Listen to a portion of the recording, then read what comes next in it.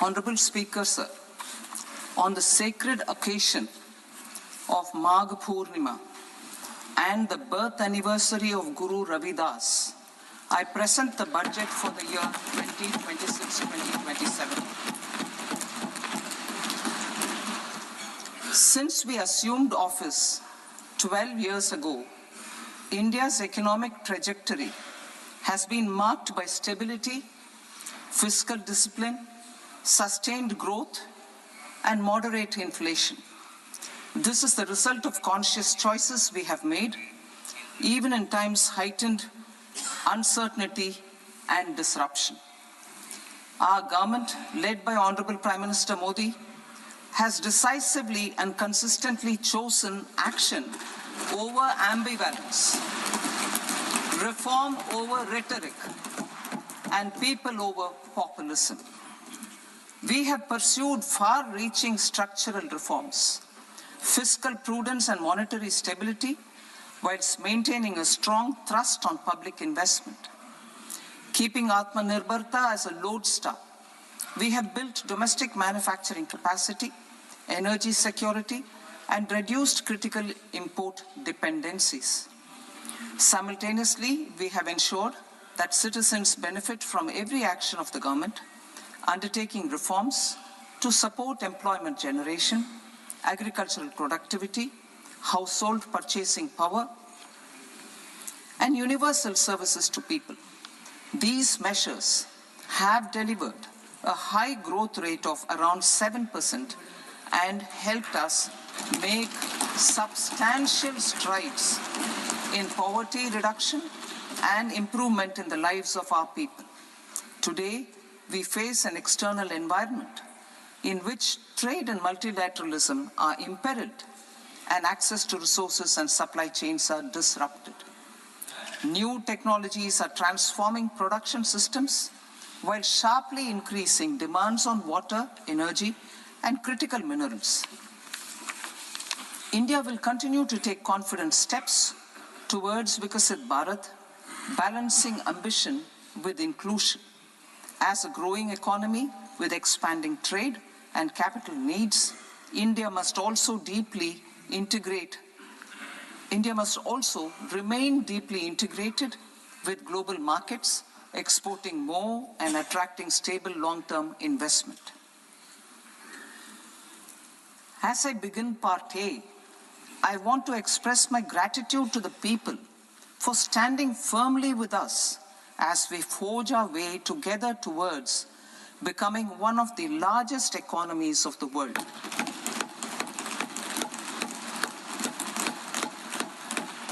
Our aim is to transform aspiration into achievement and potential into performance as we ensure that the dividends of growth reach every farmer, the scheduled caste, the scheduled tribes, the nomads, the youth, the poor, and the women. In Viksit Bharat Young Leaders Dialogue 2026, several innovative ideas were shared with our Prime Minister, which have inspired many of the proposals, making this a unique Yuva Shakti-driven budget. Our government's sankalp is to focus on our poor, underprivileged, and the disadvantaged. To deliver on this sankalp, and given that this is the first budget prepared in Kartavya Bhavan, we are inspired by three Kartavya. Our first Kartavya is to accelerate and sustain economic growth by enhancing productivity and competitiveness and building resilience to volatile global dynamics. Our second Kartavya is to fulfill aspirations of our people and build their capacity, making them strong partners in India's path to prosperity. Our third Kartavya, aligned with our vision of Sabka Saath, Sabka Vikas, is to ensure that every family, community, region, and sector has access to resources, amenities, and opportunities for meaningful participation. This threefold approach requires a supportive ecosystem. The first requirement is to sustain the momentum of structural reforms, continuous, adaptive, and forward-looking. Second, a robust and resilient financial sector is central to mobilizing savings, allocating capital efficiently, and managing risks. Third, cutting-edge technologies, including AI applications, can serve us as force multipliers for better governance. Reform Express. Our government has undertaken comprehensive reforms towards creating employment, boosting productivity, and accelerating growth. After the Prime Minister's announcement on Independence Day in 2025, over 350 reforms have been rolled out. This includes GST simplification, notification of labor codes, and rationalization of mandatory quality control orders. High-level committees have been formed, and in parallel, the central government is working with the state governments on deregulation and reducing compliance requirements. The Reform Express is well on its way and will maintain its momentum to help us fulfill our kartavya. I now move to specific proposals. Under our first kartavya, to accelerate and sustain economic growth, I propose interventions in 6 areas. 1. Scaling up manufacturing in 7 strategic and frontier sectors. 2. Rejuvenating legacy industrial sectors. 3. Creating champion MSMEs. 4. Delivering a powerful push for infrastructure. 5. Ensuring long-term security and stability. And 6. Developing city economic regions. Scaling up of manufacturing in 7 strategic and frontier sectors. Biopharma Shakti, meaning biopharma strategy for health advancement through knowledge, technology, and innovation.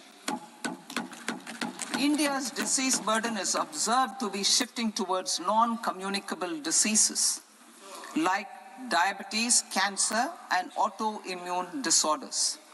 Biologic medicines are key to longevity and quality of life at affordable costs. To develop India as a global biopharma manufacturing hub,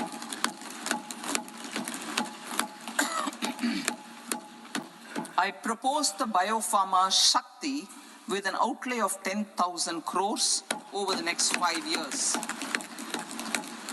This will build the ecosystem for domestic production of biologics and biosimilars.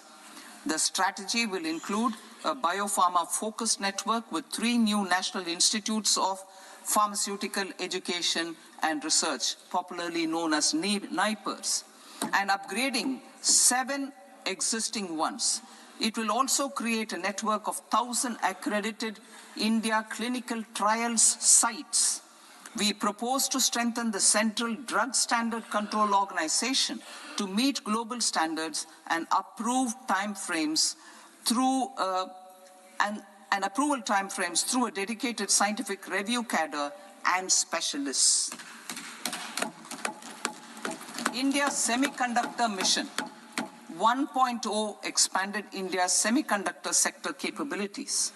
Building on this, we will launch ISM 2.0 to produce equipment and materials, design full-stack Indian IP, and fortify supply chains.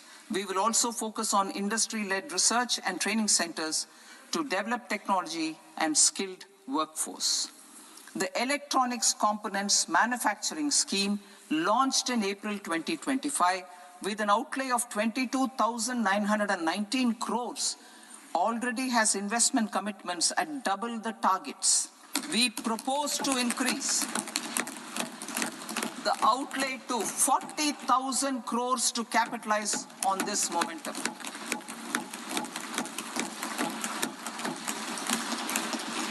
A scheme for rare earth permanent magnets was launched in 2025 November.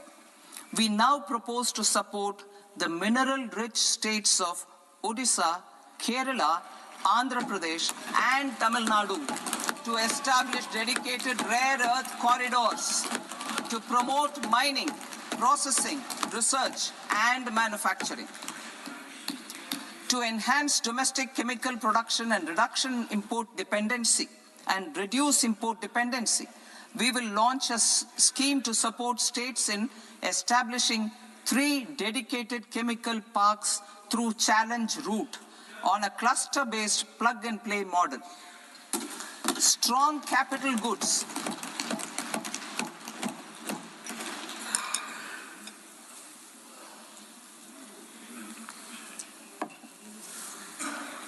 Strong capital goods capability is a determinant of productivity and quality across different sectors. Towards building this capacity, I propose the following.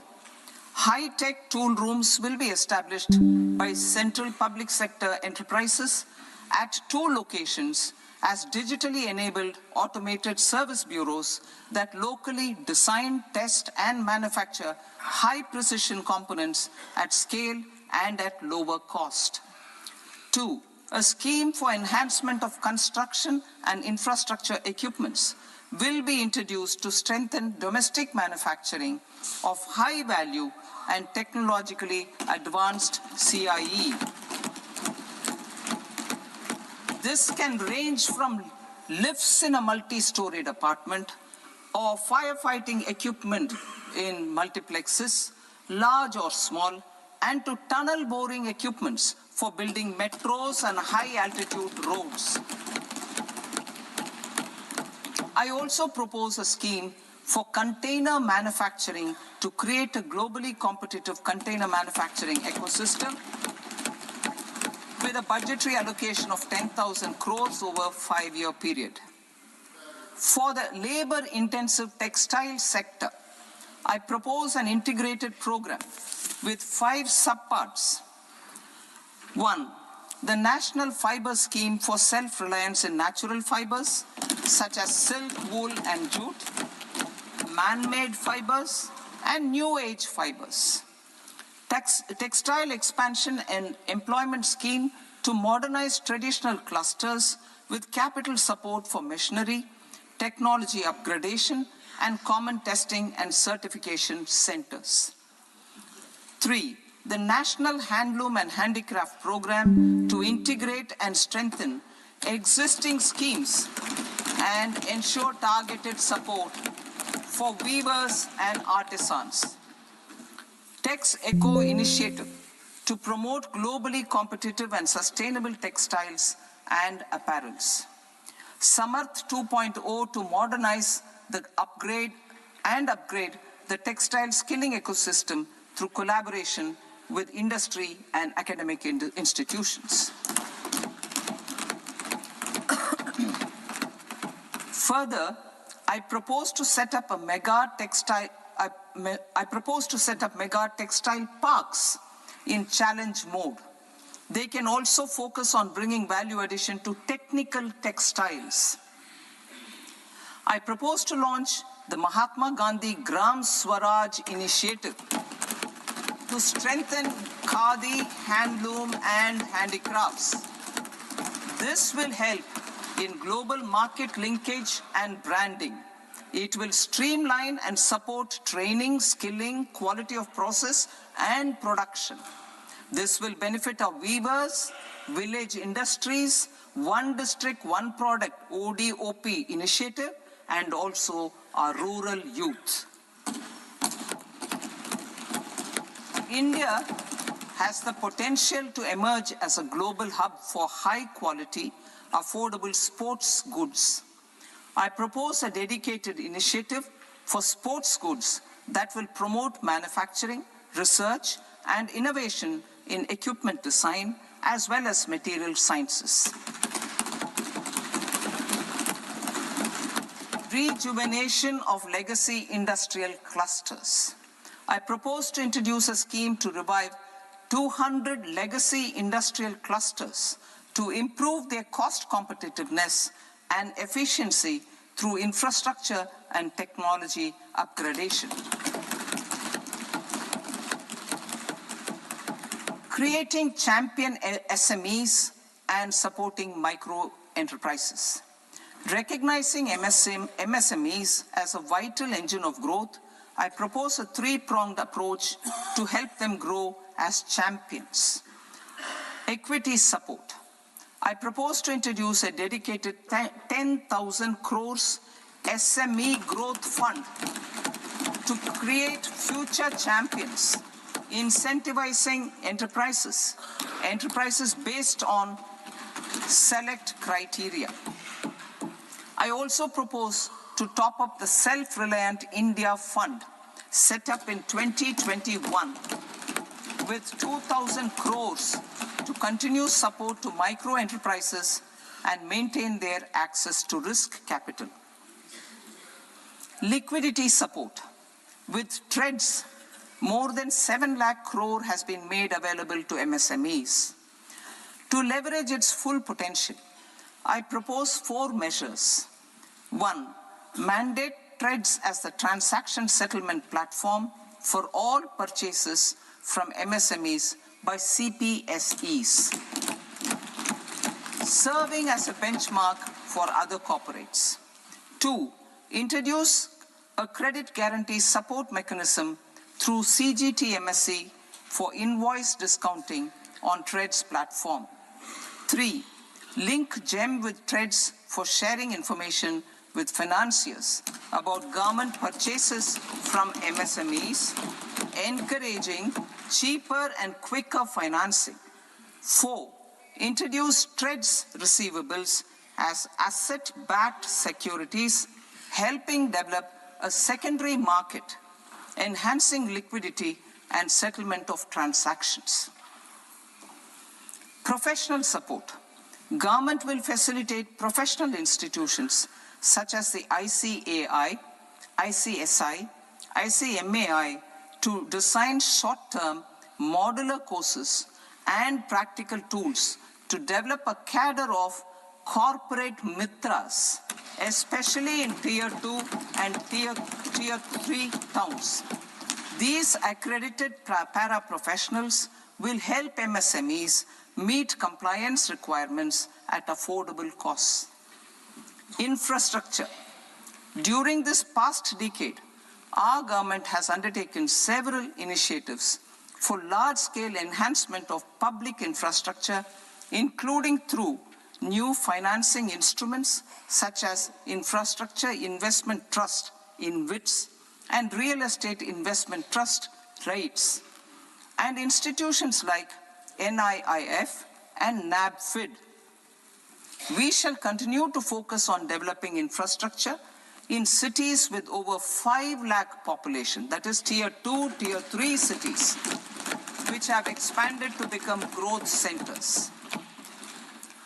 Public capital expenditure has increased manifold from 2 lakh crore in 2014-15 to an allocation of 11.2 lakh crore in BE 25-26.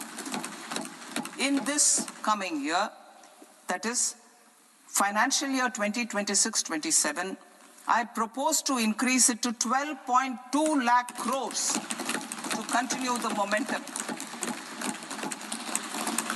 To strengthen the confidence of private developers regarding risks during infrastructure development and construction phase, I propose to set up an infrastructure risk guarantee fund to provide prudentially calibrated partial credit guarantee to lenders.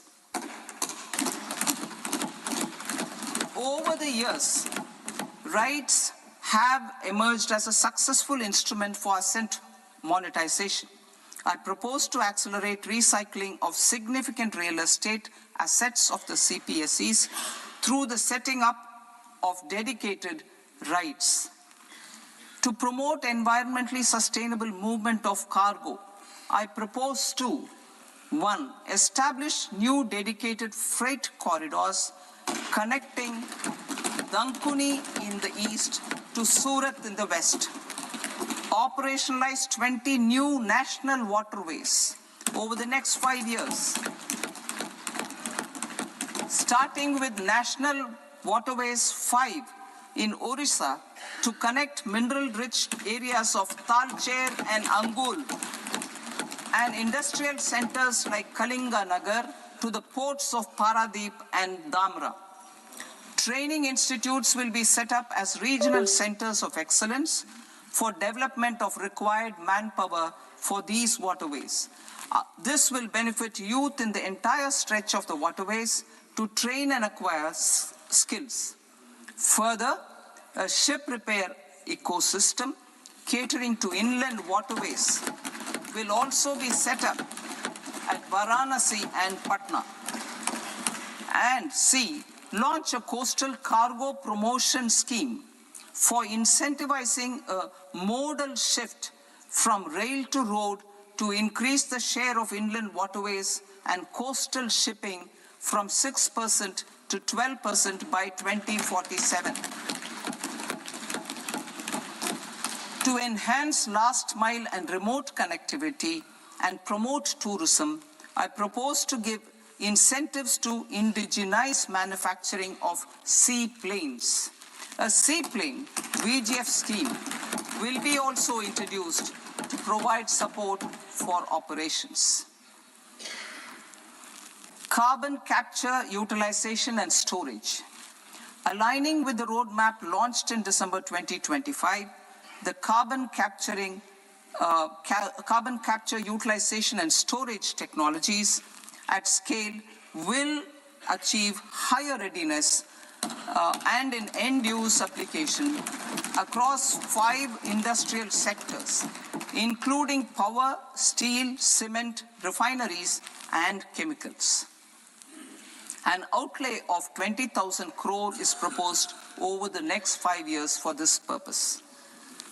City economic regions. Cities are India's engines of growth, innovation, and opportunities. We shall now focus on Tier 2, Tier 3 cities, and even temple towns, which need modern infrastructure and basic amenities. This budget aims to further amplify the potential of cities to deliver the economic power of agglomerations by mapping city economic regions based on their specific growth drivers.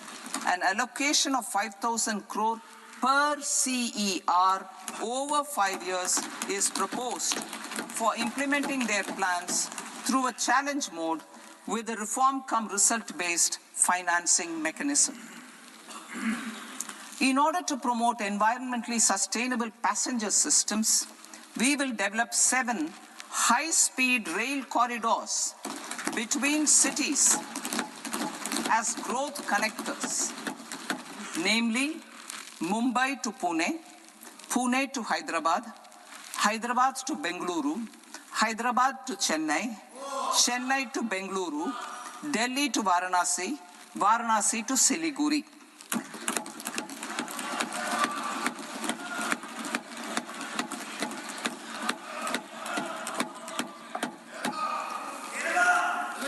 Financial sector. The Indian banking sector today is characterized by strong balance sheet, historic highs in profitability, improved asset quality, and coverage exceeding 98% of villages in the country. At this juncture, we are well placed to futuristically evaluate the measures needed to continue on the path of reform-led growth of this sector. I propose setting up a high-level committee on banking for Vikasit Bharat. High-level committee on banking for Vikasit Bharat to comprehensively review the sector and align it with India's next phase of growth while safeguarding financial stability, inclusion, and consumer protection. The vision for NBFCs for Vikasit Bharat has been outlined with clear targets for credit disbursement and technology adoption in order to achieve scale and improve efficiency in the public sector NBFCs As a first step, it is proposed to restructure the Power Finance Corporation and Rural Electrification Corporation. I propose a comprehensive review of the foreign exchange management non-debt instruments rules to create a more contemporary, user-friendly framework for foreign investments consistent with India's evolving economic priorities. Corporate bond market. I propose to introduce a market-making framework with suitable access to funds and derivatives on corporate bond indices. I also propose to introduce total return swaps on corporate bonds. Municipal bonds. To encourage the issuance of municipal bonds of higher value by larger cities, I propose an incentive of 100 crore rupees for a single bond issuance. 100 crore rupees for a single bond issuance of more than 1,000 crore. The current scheme under Amrit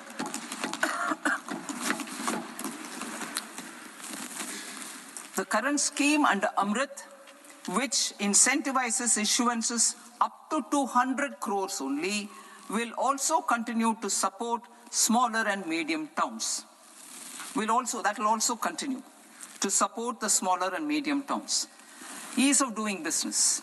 Individual persons resident outside India, PROI, will be permitted to invest in equity instruments of listed Indian companies through the Portfolio Investment Scheme. It is also proposed to increase the investment limit for an individual PROI under the scheme from 5% to 10%, with an overall investment limit for all individual PROIs to 24% from the current 10%. Emerging technologies including AI.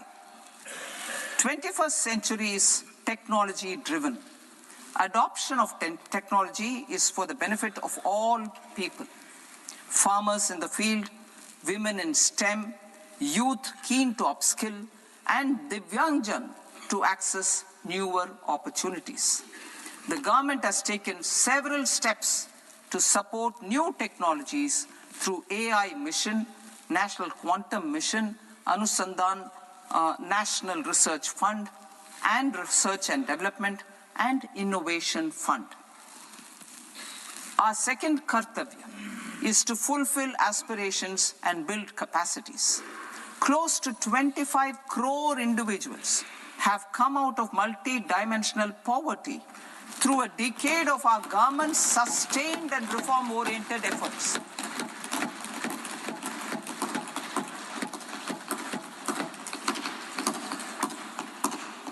Our government has therefore decided to place a renewed emphasis on the service sector to provide a pathway to fulfilling aspirations of a youthful India with the following measures. I propose to set up a high-powered Education to Employment and Enterprises Standing Committee to recommend measures that focus on services sector as a core driver of Vikasit Bharat. This will make us a global leader in services with a 10% global share by 2047. The committee will prioritize areas to optimize the potential for growth, employment, and exports. They will also assess the impact of emerging technologies, including AI, on jobs and skill requirements and propose measures thereof. To create a range of skilled career pathways, a new range of skilled career pathways for our youth, I propose interventions in the following sectors. Health. Existing institutions for allied health professionals will be upgraded and new AHP institutions established in private and government sectors. This will cover 10 selected disciplines, including optometry, radiology, anesthesia, OT technology, applied psychology, and behavioral health, and add 1 lakh AHPs over the next 5 years. A strong care system covering geriatric and allied care services will be built. A variety of NSQF-aligned programs will be developed to train multi-skilled caregivers, combining core care and allied skills such as wellness, yoga, and operation of medical assistive devices. In the coming year, 1.5 lakh caregivers will be trained.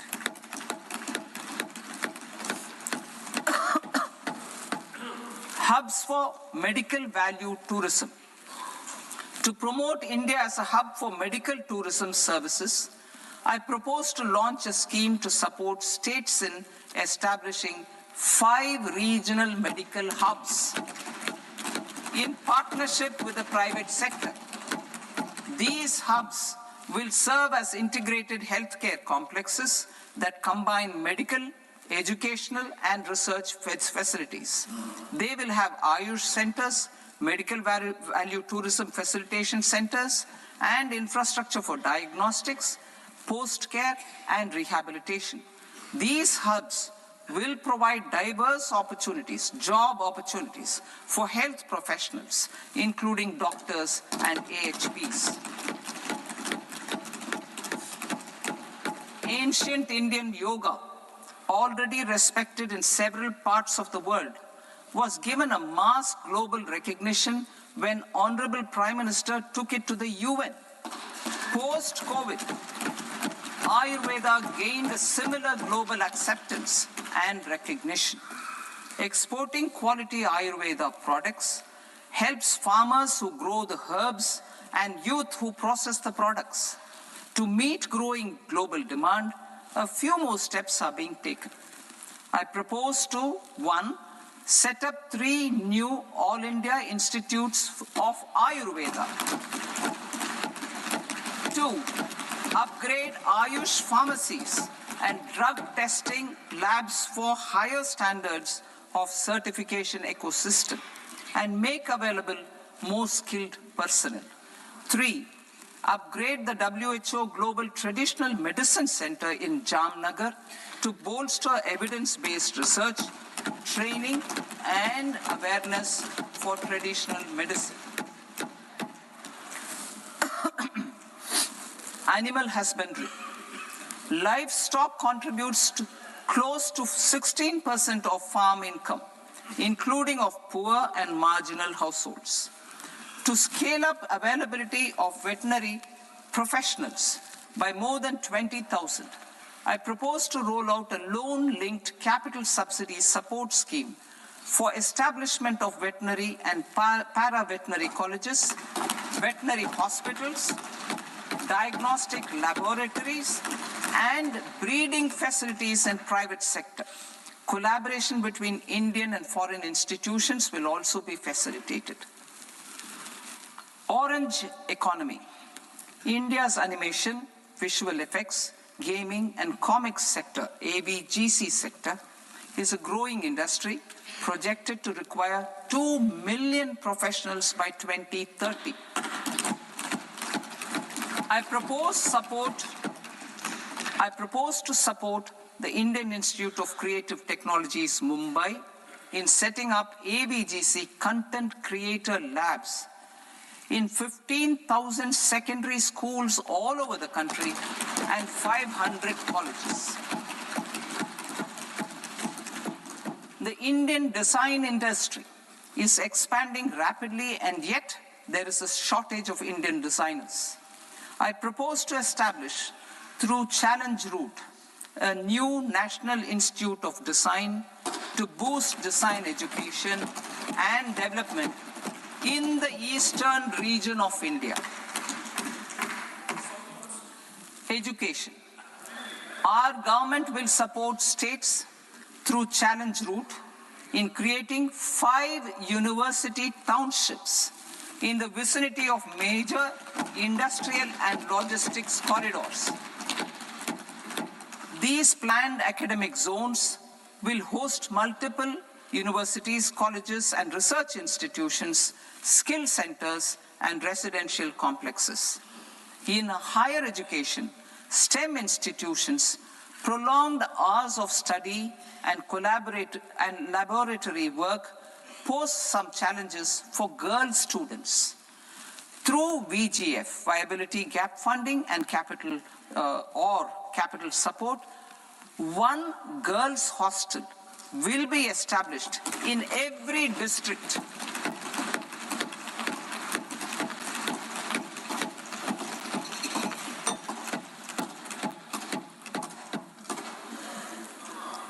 To promote astrophysics and astronomy via immersive experiences. 4 telescope infrastructure facilities will be set up or upgraded.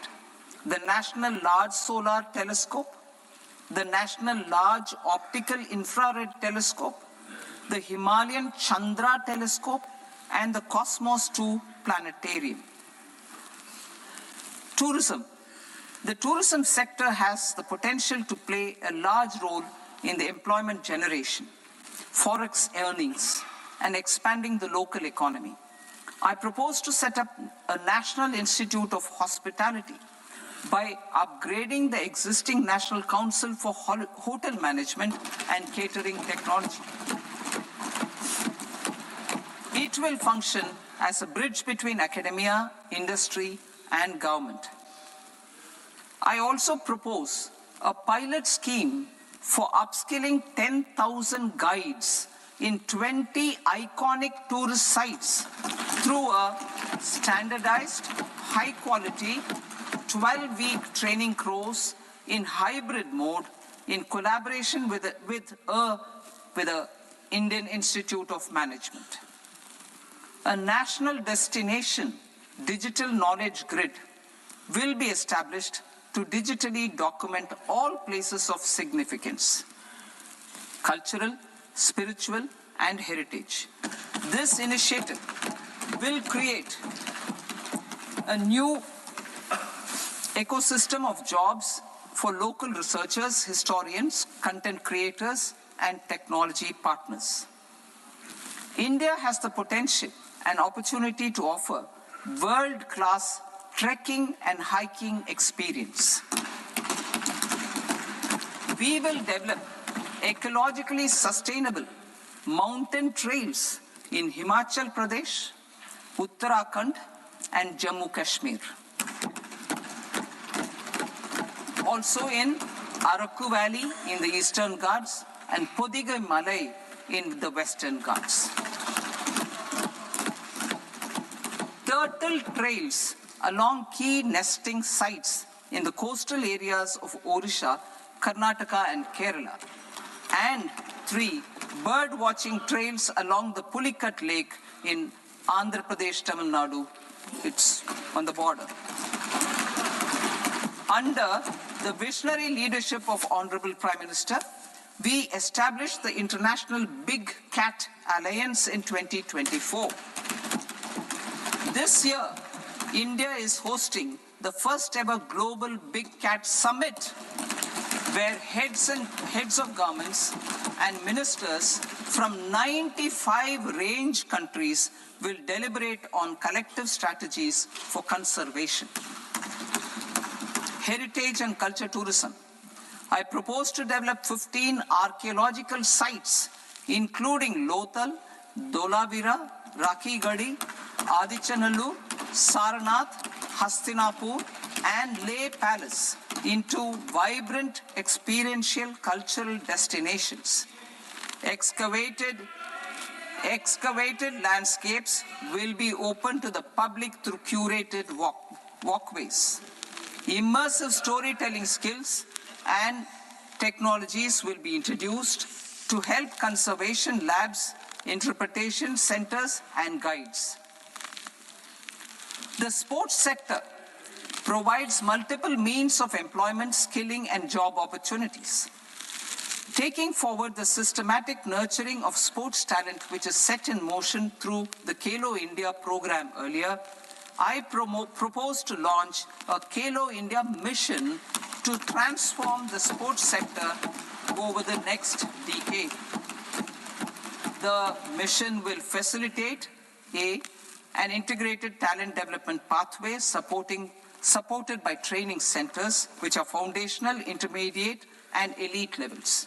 B, systematic development of coaches and support staff. C, integration of sports science and technology. D, competitions and leagues to promote sports culture and provide platforms. And E, development of sports infrastructure for training and competition. Our third Kartavya aligns with our vision of Sabka Saath, Sabka Vikas towards Vikasit Bharat. This requires targeted efforts for 1, increasing farmer incomes through productivity enhancement and entrepreneurship, with special attention to small and marginal farmers.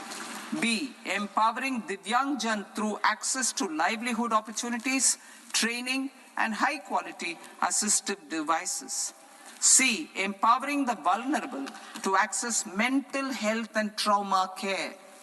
D, focus on the Purvodaya states and the Northeast region to accelerate development and employment opportunities. Fisheries. We will undertake initiatives for integrated development of 500 reservoirs and Amrit Sarovars. 2, strengthen the fisheries value chain in coastal areas and enable market linkages involving startups and women-led groups together with fish farmer producer organizations. Animal husbandry.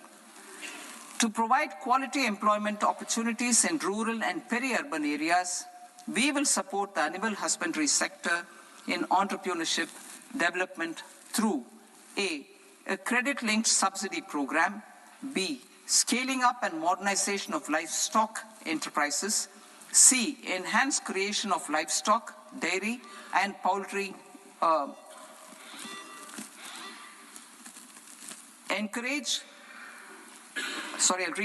enhanced creation of livestock, dairy, and poultry-focused integrated value chains, and D, encourage creation of livestock farmer-producer organizations. High-value agriculture.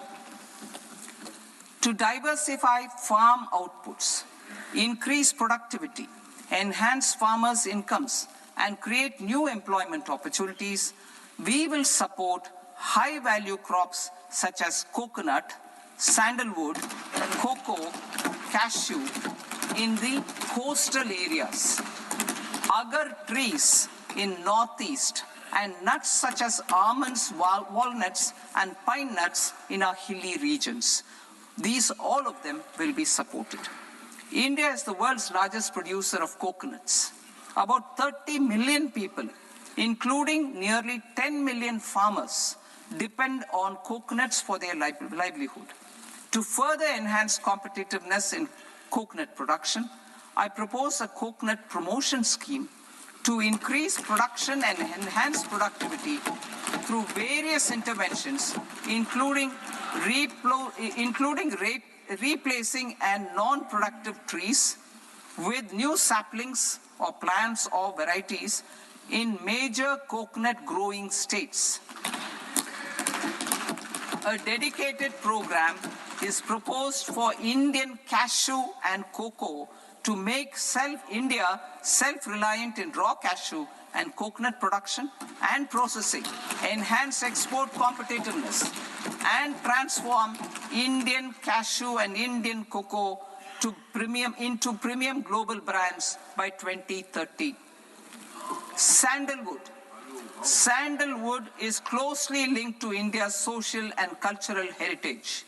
Our government will partner with state governments to promote focused cultivation and post-harvest processing to restore the glory of the Indian sandalwood ecosystem, to rejuvenate old, low-yielding orchards, and expand high-density cultivation of walnuts, almonds, and pine nuts, we will support a dedicated program to enhance farmer incomes and in bringing value addition by engaging youth.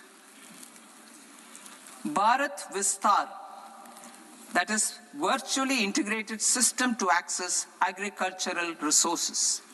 I propose to launch Bharat Vistar, a multilingual AI tool that shall integrate the AgriStack portals and the ICAR package on agricultural practices with AI systems. This will enhance farm productivity, enable better decisions for farmers, and reduce risk by providing customized advisory support. She Marts for rural women-led enterprises. Building on the success of Lakpati Didi program, I propose to help women take the next step from credit-linked livelihoods to being owners of enterprises. Self-help entrepreneur, She Marts will be set up as community-owned retail outlets within the cluster-level federations through enhanced and innovative financing instruments. Empowering Divyangjan. Divyangjan Kaushal Yojana. Information technology, AVGC sectors, hospitality and food and beverages sectors often offer task-oriented and process-driven roles which are suitable for Divyangjan. We will ensure dignified livelihood opportunities through industry-relevant and customized training specific to each Divyangjan group. Divyang Sahara Yojana. Timely access to high-quality assistive devices for all eligible Divyangjan is a fundamental need.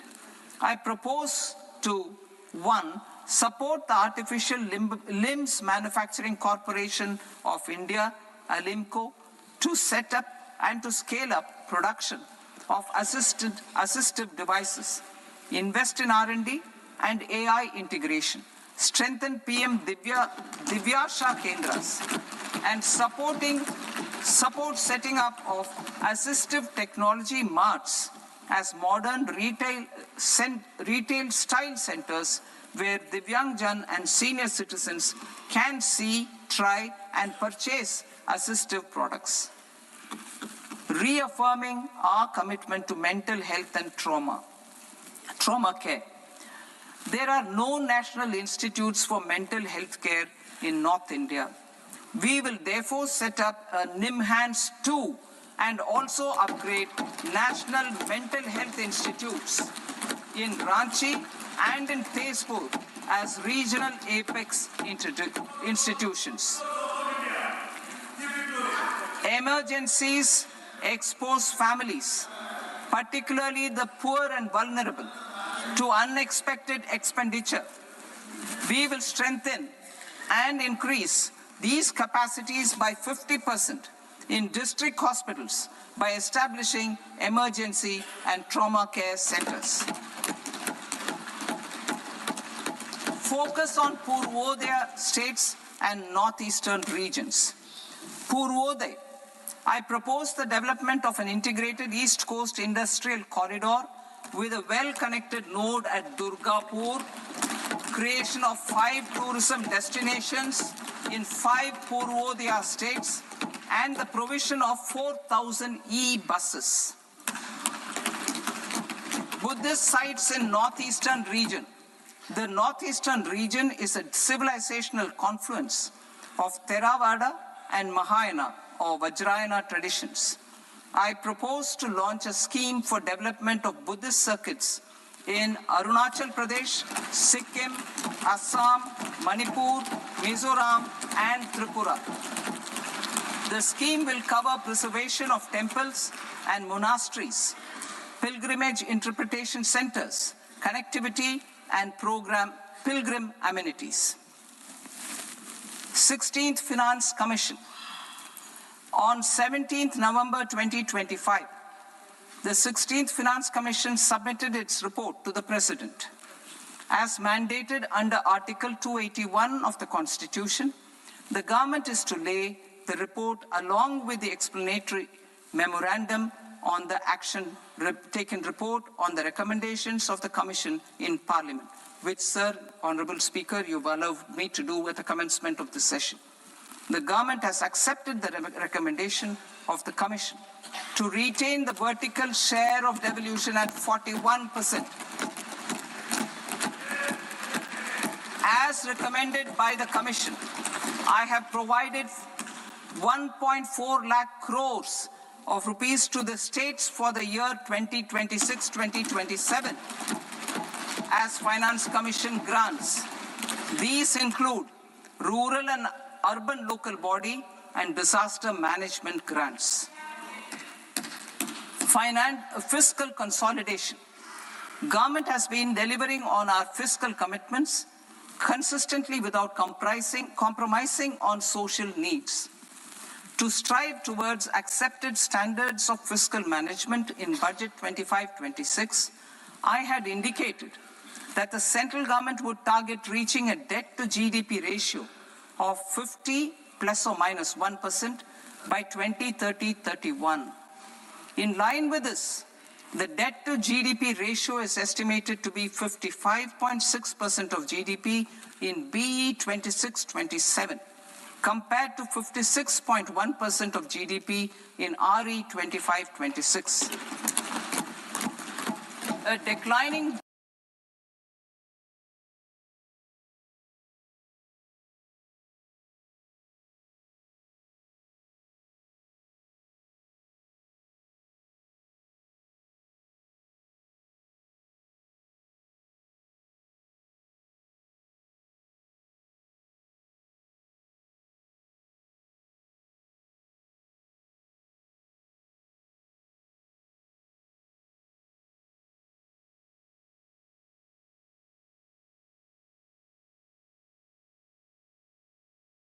on 25-26.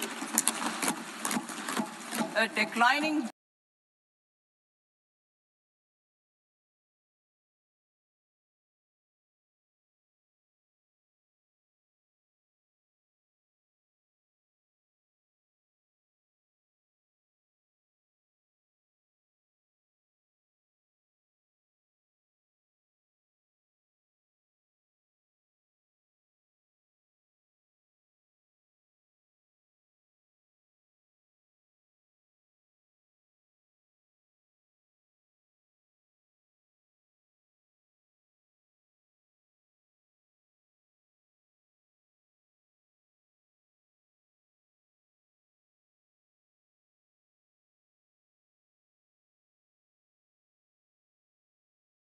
the non-debt receipts and the total expenditure are estimated as 36.5 lakh crore and 53.5 lakh crore respectively.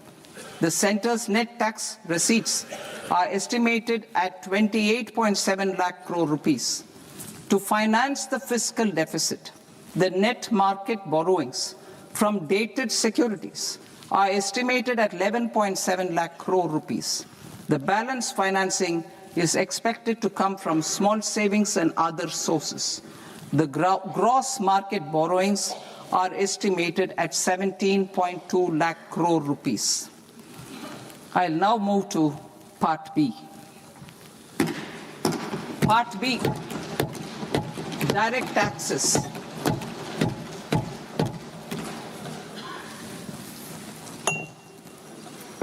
Honorable Speaker, sir, I now present my proposals on direct taxes. New Income Tax Act. In July 2024, I announced a comprehensive review of the Income Tax Act 1961. This was completed in a record time, and the Income Tax Act 2025 will come into effect from 1st April 2026. The simplified income tax rules and forms will be notified shortly, giving adequate time to taxpayers to acquaint themselves with its requirements.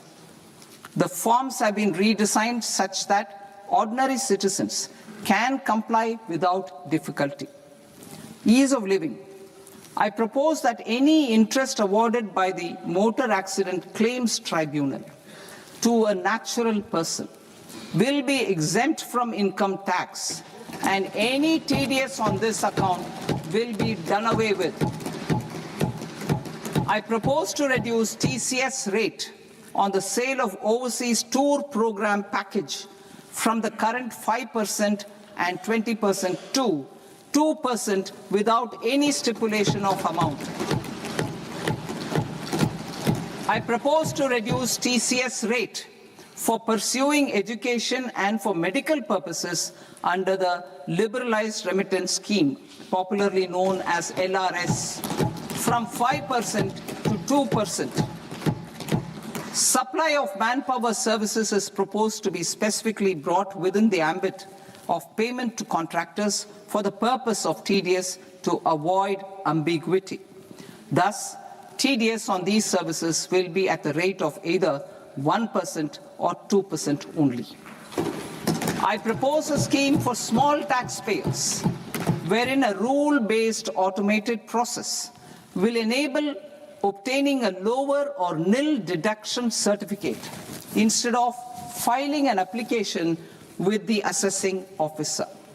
For the ease of taxpayer holding securities in multiple companies, I propose to enable depositories to accept Form 15G or Form 15H from the investor and provide it directly to various relevant companies. I propose to extend time available for revising returns from 31st December to up to 31st March with the payment of a nominal fee. I also propose to stagger the timeline for filing of tax returns.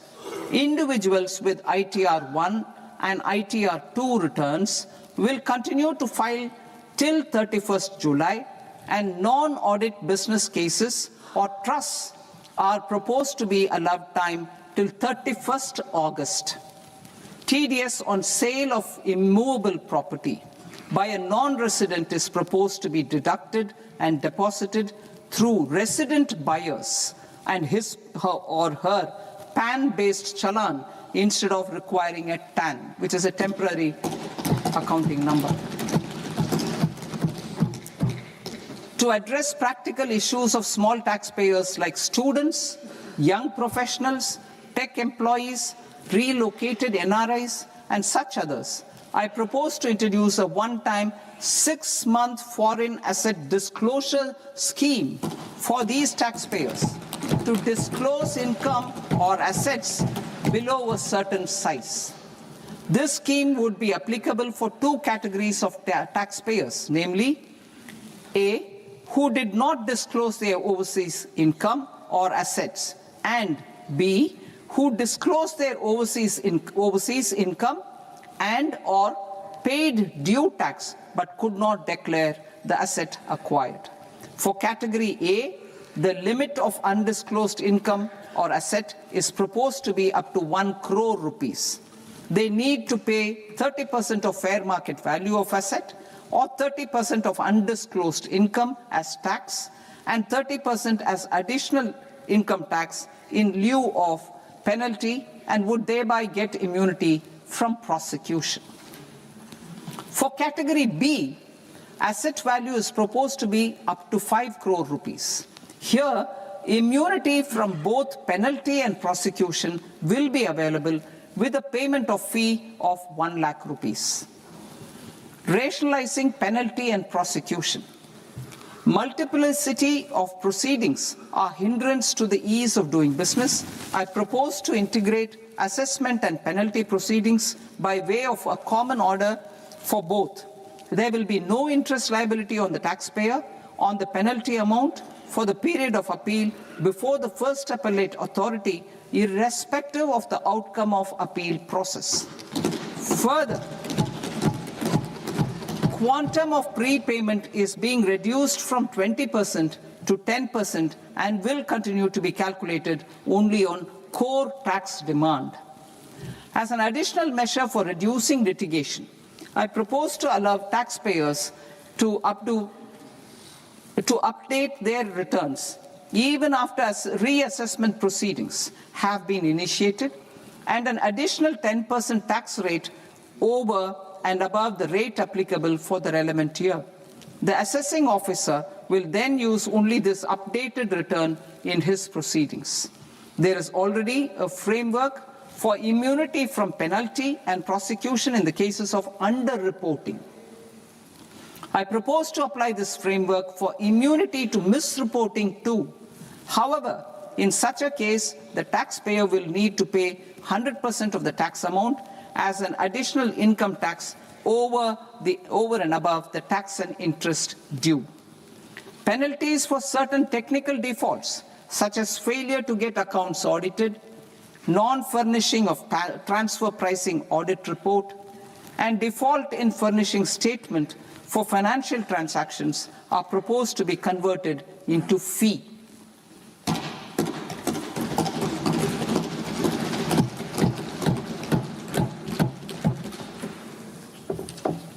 I propose to rationalize prosecution framework under Income Tax Act while maintaining a careful balance for deterrence in some serious offence.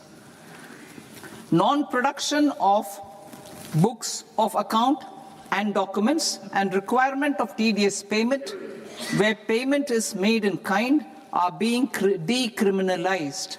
Further, minor offences will attract fine only.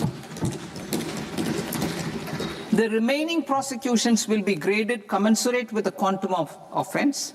They will entail only simple imprisonment with maximum imprisonment reduced to 2 years and power to courts to convert even those into fines. There is no penalty. There is no penalty presently for non-disclosure of non-immovable foreign assets with aggregate value less than 20 lakh rupees. I propose to also provide them with immunity from prosecution with retrospective effect from 1/10/2024.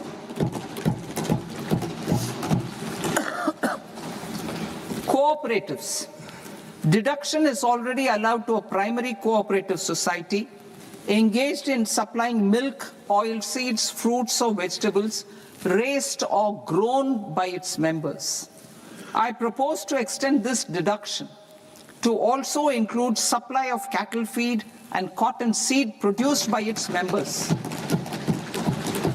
I propose to allow inter-cooperative society dividend income as deduction under the new tax regime to the extent it is further distributed to its members. I further propose to allow exemption for a period of 3 years to dividend income received by a notified national cooperative federation on their investments made in companies up to 31/1/2026. This exemption would be allowed only for dividends further distributed to its member cooperatives. Supporting IT sector as India's growth engine. India is a global leader in software development services, IT-enabled services, knowledge process outsourcing services, and contract R&D services relating to software development. These businesses and their segments are quite interconnected with each other. All these services are proposed to be clubbed under a single category of information technology services with a common safe harbor margin of 15.5% applicable to all. The threshold for availing safe harbor for IT services is being enhanced substantially from 300 crore rupees to 2,000 crore rupees. Safe harbor for IT services shall be approved by an automated rule-driven process without any need for tax officer to examine and accept the application. Once applied by an IT services company, the same safe harbor can be continued for a period of 5 years at a stretch at its choice. For IT services companies who want to conclude advanced pricing agreement, APA, I propose to fast-track unilateral APA process for IT services and endeavor to conclude it within a period of 2 years. The period of 2 years can be extended by a further period of 6 months on taxpayers' request. I propose to extend the facility of modified returns available to the entity entering APA to its associated entities also. Attracting global business and investment. Recognizing the need to enable critical infrastructure and boost investment in data centers, I propose to provide tax holiday till 2047 to any foreign company that provides cloud services to customers globally by using data center services from India. It will, however, need to provide services to Indian customers through an Indian reseller entity. I also propose to provide a safe harbor of 15% on cost in case the company providing data center services from India is a related entity. To harness the efficiency of just-in-time logistics for electronic manufacturing, I propose to provide safe harbor to non-residents for component warehousing in a bonded warehouse at a profit margin of 2% of the invoice value. The resultant tax of about 0.7% will be much lower than in competing jurisdictions. To provide fillip to toll manufacturing in India, I propose to provide exemption from income tax for 5 years to any non-resident who provides capital goods, equipment, or tooling to any toll manufacturer in a bonded zone. To encourage vast pool of global talent to work in India for a longer period of time, I propose to provide exemption to global, non-India sourced income of a non-resident expert for a stay period of 5 years under notified schemes. I propose to provide exemption from minimum alternate tax, the MAT, to all non-residents who pay tax on presumptive basis. Tax administration. I propose to constitute a joint committee of Ministry of Corporate Affairs and Central Board of Direct Taxes for incorporating the requirements of income computation and disclosure standards, the ICDS, in the Indian Accounting Standards, Ind AS itself. Separate accounting requirement based on ICDS will be done away with from the tax year 27-28. To support Prime Minister Modi's vision of homegrown accounting and advisory firms to become global leaders, I propose to rationalize the definition of accountant for the purposes of safe harbor rules. Other tax proposals. Change in taxation of buyback was brought in to address the improper use of buyback route by promoters. In the interest of minority shareholders, I propose to tax buyback for all types of shareholders as capital gains. However, to disincentivize misuse of tax arbitrage, promoters will pay an additional buyback tax. This will make effective tax 22% for corporate promoters. For non-corporate promoters, the effective tax will be 30%.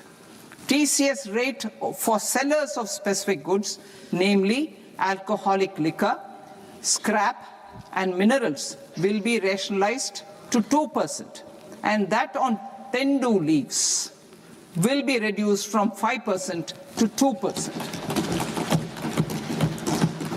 I propose to raise the STT on futures to 0.05% from the present 0.02%. STT on options premium and exercise of options are both proposed to be raised to 0.15% from the present rate of 0.1% and 0.125% respectively. We reformed the taxation landscape for corporates in 2019 by providing them a simplified regime with lower tax rate so that they could productively focus on business rather than on claim of deductions and exemptions.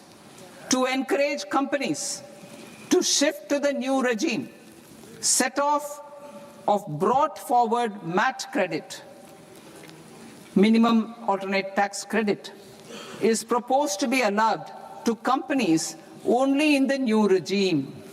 Set off using available MAT credit is proposed to be allowed to an extent of 1/4 of the tax liability in the new regime. MAT is proposed to be made final tax, so there will be no further credit accumulation from 1st April 2026. In line with this change, the rate of final tax is being reduced to 14% from the current MAT rate of 15%. The brought forward MAT credit of taxpayers accumulated till 30th March 2026 will continue to be available to them for set-off as above. Indirect taxes. I shall now take up proposals related to indirect taxes.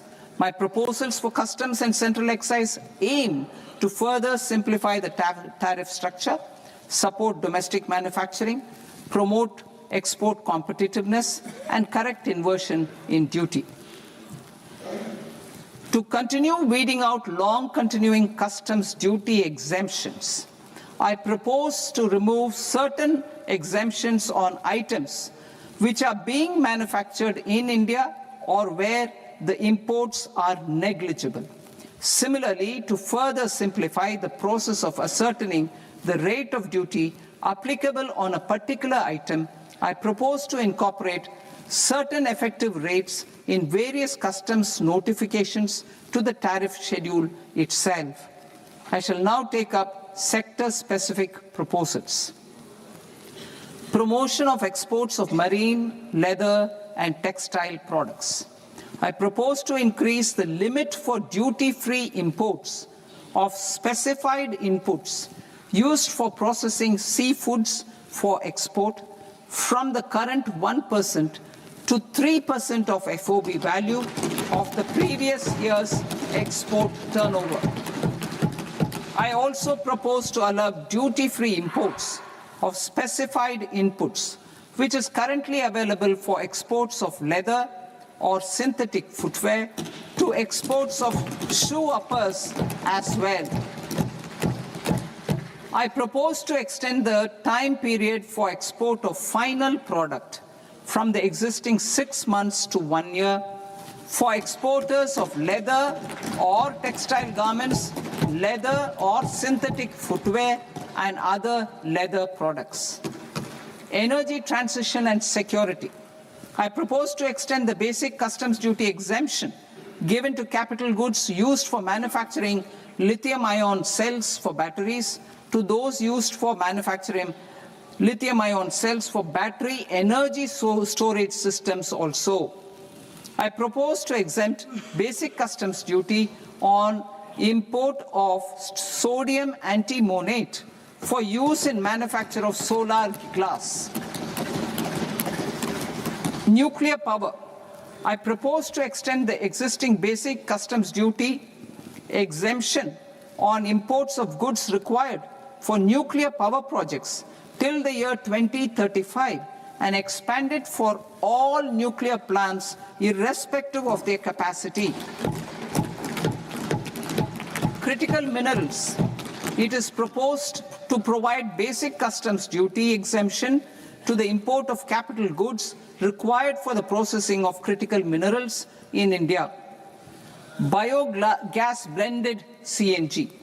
I propose to exclude the entire value of biogas while calculating the central excise duty payable on biogas blended CNG. Civil and defense aviation. I propose to exempt basic customs duty on components and parts required for the manufacture of civilian training and other aircrafts. It is proposed to exempt basic customs duty on raw materials imported for the manufacture of parts of aircraft to be used in maintenance, repair, or overall requirements by units in the defense sector. Electronics.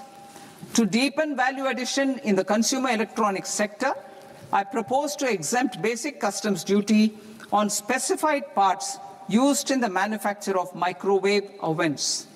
Special economic zone. To address the concerns arising about utilization of capacity by manufacturing units in the special economic zones due to global trade disruptions, I propose as a special one-time measure to facilitate sales by eligible manufacturing units in SEZs to the domestic tariff area at concessional rates of duty. The quantity of such sales will be limited to a prescribed proportion of their exports. Necessary regulatory changes will be undertaken to operationalize the measures while ensuring level playing field for the units working in the DTA. Ease of living. To rationalize the customs duty structure for goods imported for personal use, I propose to reduce the tariff rate on all dutiable goods imported for personal use from 20% to 10%. To provide relief to patients, particularly those suffering from cancer, I propose to exempt basic customs duty on 17 drugs or medicines. I propose also to add 7 more rare diseases for the purposes of exempting import duties on personal imports of drugs, medicines, and food for special medical purposes used in their treatment. Customs process. India's role and share in the global trade is poised for a major leap in line with our ambition and journey towards Vikasit Bharat. In this regard, I propose many measures for custom processes to have minimal intervention for smoother and faster movement of goods and greater certainty to the trade. Trust-based systems. I propose to enhance duty deferral period for Tier 2 and Tier 3 authorized economic operators, known as AEOs, from 15 days to 30 days. I propose to provide eligible manufacturer importers the same duty deferral facility. This should encourage them to get themselves accredited as a full-fledged Tier 3 AEO in due course. To provide greater certainty and for better business planning, I propose to extend validity period of advance ruling binding on customs from the present 3 years to 5 years. In the spirit of the whole of government approach,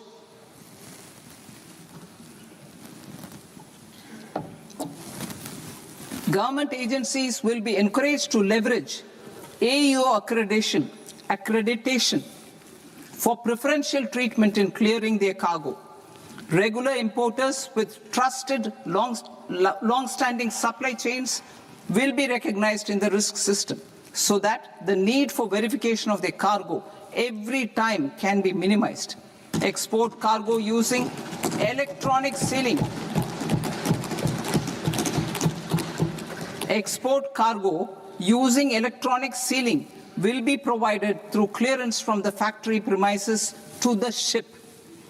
For import of goods not needing any compliance, filing of bill of entry by a trusted importer and arrival of goods will automatically notify customs for completing their clearance formalities. This will enable goods to be released immediately on arrival. The customs warehouse framework will be transformed into a warehouse operator-centric system with a self-declarations, electronic tracking, and risk-based audit. These reforms will move away from the current system of officer-dependent approvals and reduce transaction delays and compliance costs.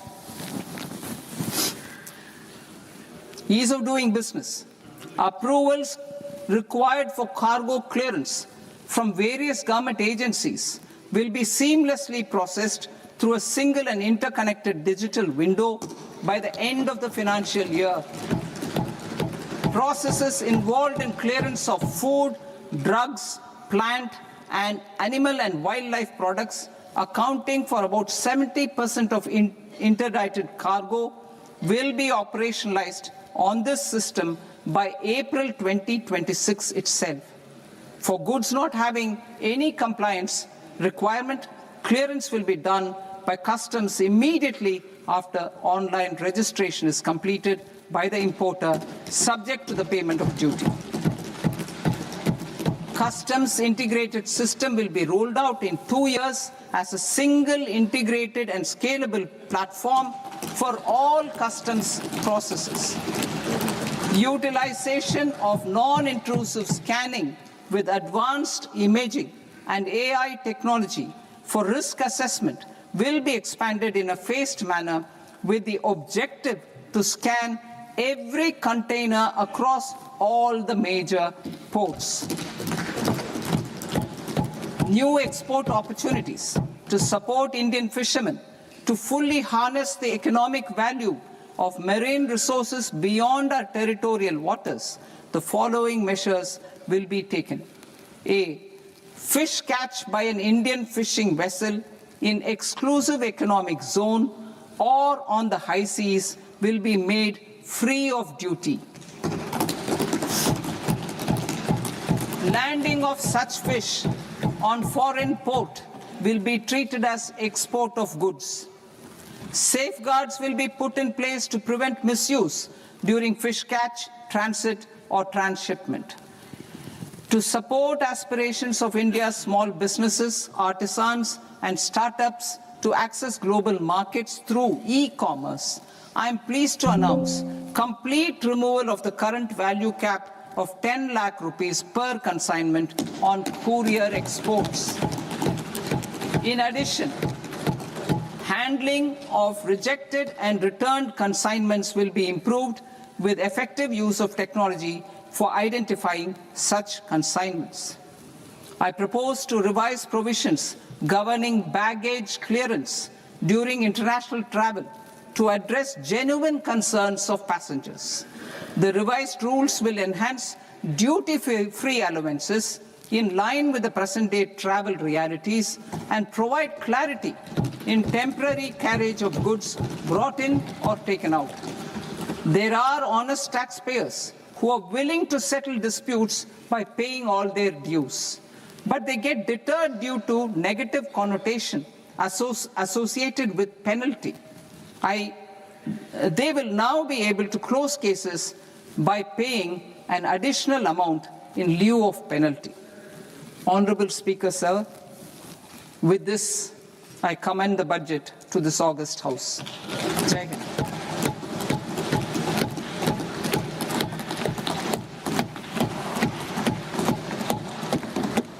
One and a half hours. Item number 3 माननीय वित्त मंत्री जी.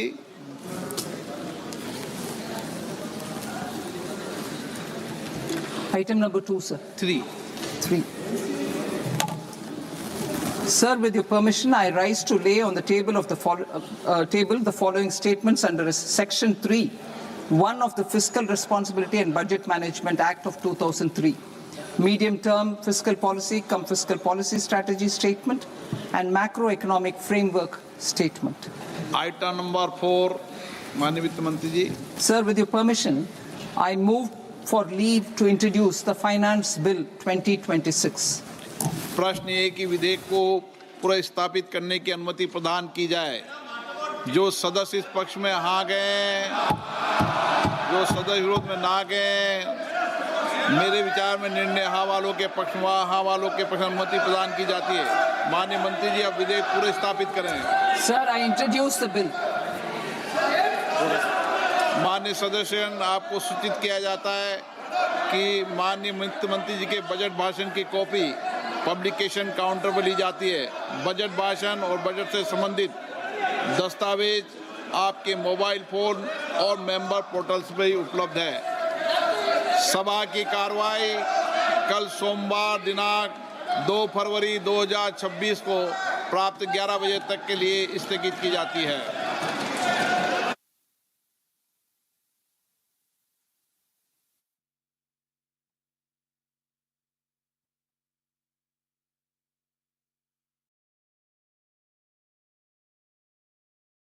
Her Excellency Ms. Ursula von der